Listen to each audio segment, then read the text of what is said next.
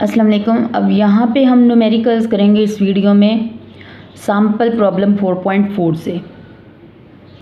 यहाँ हमारे पास सबसे पहला न्यूमेरिकल 4.4 क्या है। Sample of glucose contains 3.76 into 10 to the power 24 molecules of glucose. What is the number of moles in this quantity. कह रहा है कि हमारे पास ग्लूकोज सैम्पल ऑफ ग्लूकोज का एक सैम्पल है जिसमें कितने मॉलिक्यूल्स हैं, नंबर ऑफ मॉलिक्यूल्स गिवन है ग्लूकोज में। What is the number of moles, moles पूछ रहे हैं इन दिस क्वांटिटी, मतलब इतने मॉलिक्यूल्स में कितने मोल्स होंगे।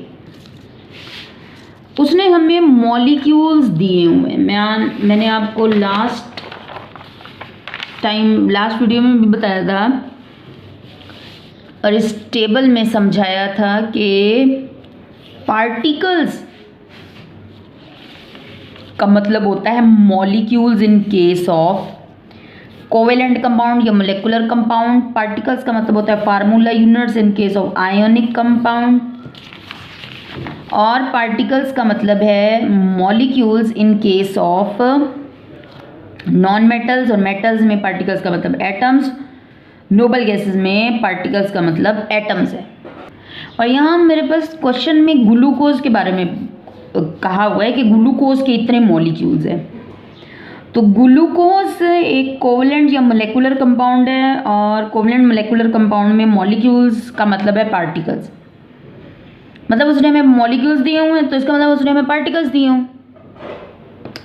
पार्टिकल्स गिवन है हमारे पास, यहाँ पे क्या चीज़ गिवन है, पार्टिकल्स गिवन है और पूछा क्या हुआ है, मोल्स। तो अब हम अपने फार्मूलाज देख लेते हैं।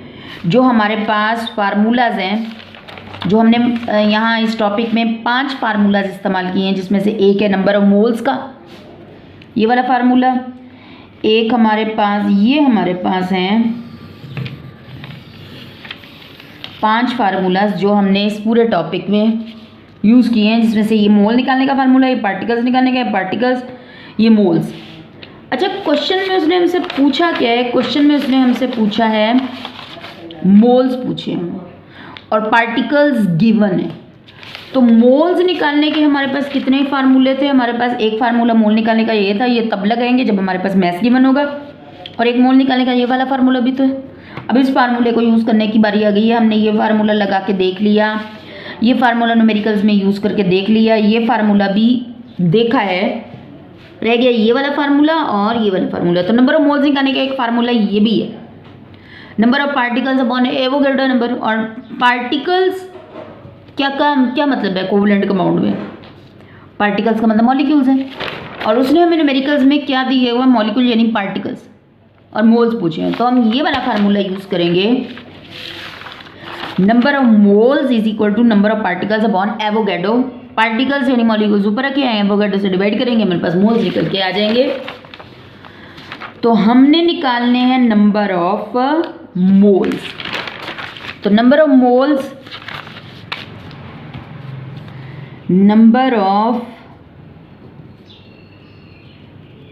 मोल्स इज इक्वल टू हमारे पास number of particles, number of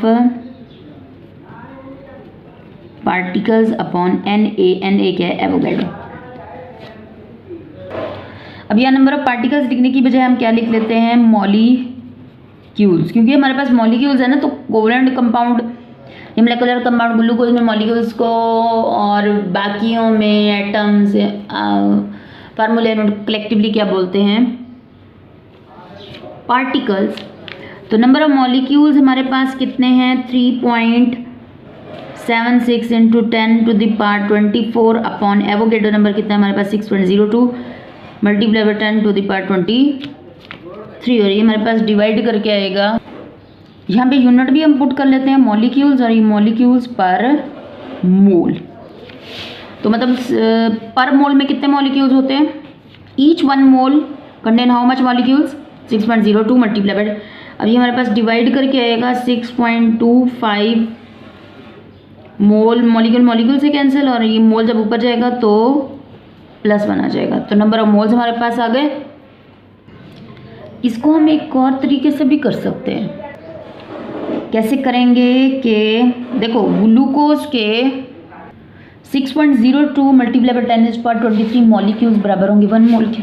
ऐसे ही है कि 6.02 ग्लूकोज के मॉलिक्यूल्स बराबर होंगे 1 मोल के। तो हम यूँ लिखेंगे कि 6.02 into 10⁻23 molecules of glucose is equal to 1 mole. How much mole? 1 mole. और अगर 6.02 मॉलिक्यूल्स में 1 मोल है इक्वल टू 1 मोल है, तो उसने पूछा क्या है कि इतने मॉलिक्यूल्स कितने मोल के बराबर होंगे। तो 1 मॉलिक्यूल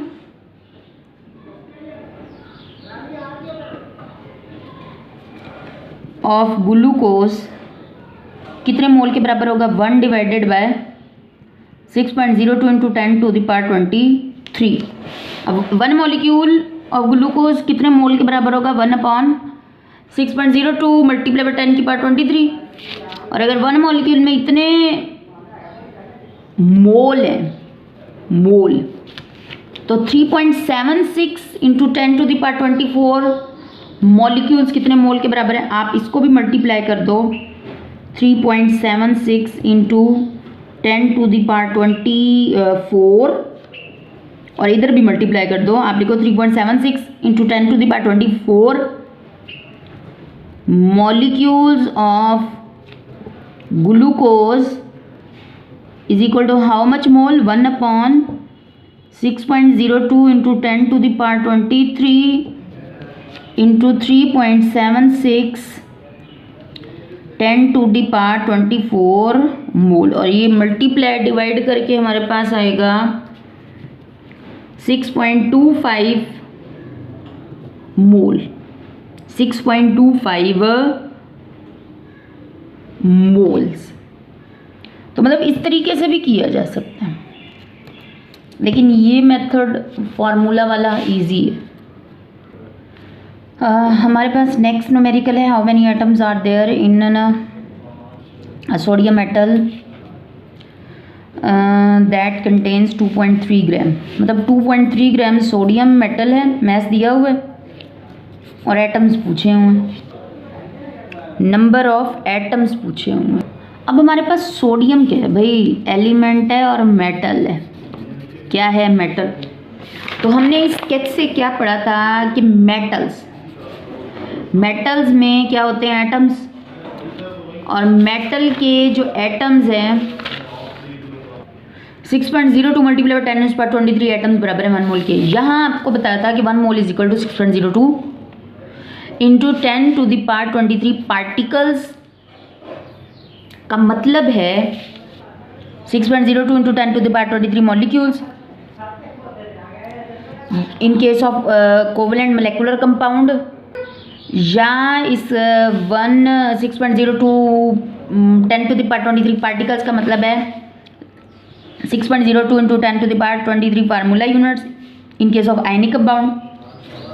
और पार्टिकल्स का मतलब है molecules in case of non metals, और पार्टिकल्स का मतलब है atoms in case of metals. अगर इस बात का क्या मतलब है? इस बात का मतलब है अगर आपको नोबल गैसेस में एटम्स निकालने को बोला जाए तो मतलब आपको पार्टिकल्स निकालने को बोला जा रहा है, और अगर आपको मेटल्स में एटम्स निकालने को बोला जाए तो इसका मतलब है आपको मेटल्स में पार्टिकल्स निकालने को बोला जा रहा है, और अगर आपको नॉन मेटल्स में मॉलिक्यूल्स निकालने को बोला जाए तो इसका मतलब आपको नॉन मेटल्स में पार्टिकल्स निकालने को बोला जा रहा है, और अगर आपको आयनिक कंपाउंड में फार्मूला यूनिट निकालने को बोला जाए तो इसका मतलब आपको आयनिक कंपाउंड में पार्टिकल्स निकालने को बोला जा रहा है, और अगर आपको कोवेलेंट मोलेकुलर कंपाउंड में मॉलिक्यूल्स निकालने को बोला जाए तो मतलब पार्टिकल्स निकालने को आपको बोला जा रहा है। आपने इन पांचों ही कंडीशंस में, आपको इनको पांचों कंडीशंस में पार्टिकल्स निकालने को बोला जा रहा है। डिपेंड करेगा कि सब्सटेंस के। अगर आपको नोबल गैसेस में एटम्स निकालने को बोला जा रहा है तो मतलब आपको पार्टिकल्स निकालने को बोला जा रहा है। अगर आपको मेटल्स में एटम्स निकालने को बोला जा रहा है तो मतलब पार्टिकल्स निकालने को बोला जा रहा है। नॉन मेटल्स में मॉलिक्यूल्स निकालने को बोला जा रहा है तो मतलब एटम्स ही निकालने को बोला जा रहा है।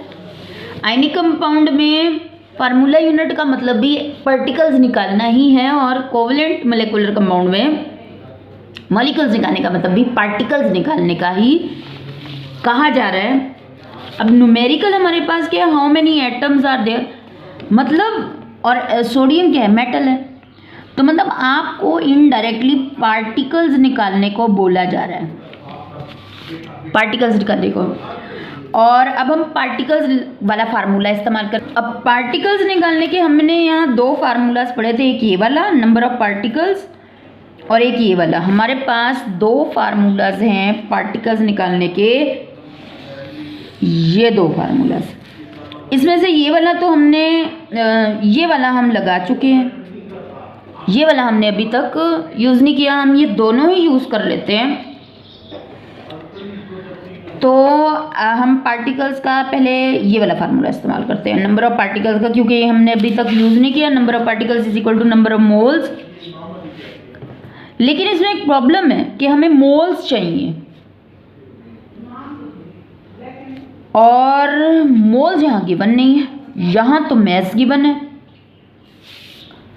तो ये वाला फार्मूला अगर हम लगाते हैं, हम साइड पे ये वाला फार्मूला लिखते हैं और फार्मूला हमारे पास क्या है, ये है हमारे पास फार्मूला नंबर ऑफ पार्टिकल्स, जहाँ पे एटम्स बोलेंगे ना हम, यहाँ पार्टिकल्स की बजाय एटम्स लिख लेंगे।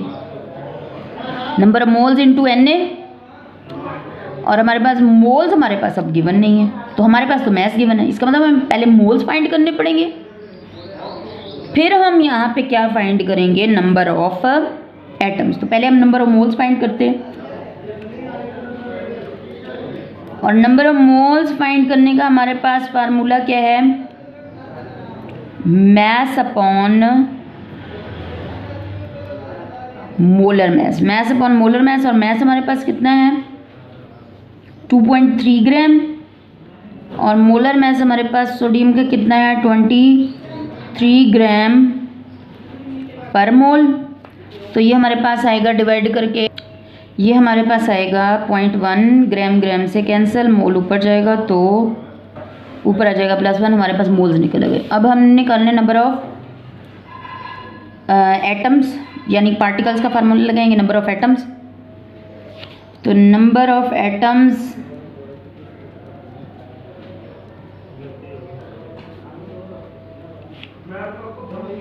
Will be equal to number of moles into Na, 0.1 mole into Avogadro number क्या है 6.02 मल्टीप्लाई बाय 10⁻23 एटम्स पर मोल। मतलब एटम्स पर मोल का मतलब कि एक मोल में कितने एटम्स हैं, 6.02 इंटू 10⁻23 एटम्स हैं। तो ये हमारे पास मोल इस मोल से कैंसिल हो गया, इसके ऊपर +1, ये हमारे पास मल्टीप्लाई करके आ जाएगा 0.602 इंटू 10⁻23 एटम्स। अब यहाँ पे दो फार्मूलाज हैं, इसमें से हमने ये वाला फार्मूला अभी पुट किया है, सॉरी ये वाला फार्मूला हमने यूज़ किया है। ये वाला फार्मूला हमने यूज़ करके न्यूमेरिकल सॉल्व किया, ये वाला फार्मूला लगा के तो डायरेक्ट ही न्यूमेरिकल हो जाएगा। हम ये वाला भी लगा लेते हैं, नंबर ऑफ पार्टिकल्स। ये वाला फार्मूला हमारे पास क्या है भाई, नंबर ऑफ पार्टिकल्स की बजाय लिख लेंगे atoms is equal to given mass upon molar mass into Na। Mass हमारे पास कितना है क्वेश्चन में 2.3 ग्राम, ये वाला फार्मूला लगा के डायरेक्ट आंसर आ जाएगा 2.3 ग्राम। और मोलर मैस हमारे पास सोडियम का कितना है भाई 23 ग्राम पर मोल, और हमारे पास एवोगैड्रो नंबर कितना है 6.02 इंटू 10⁻23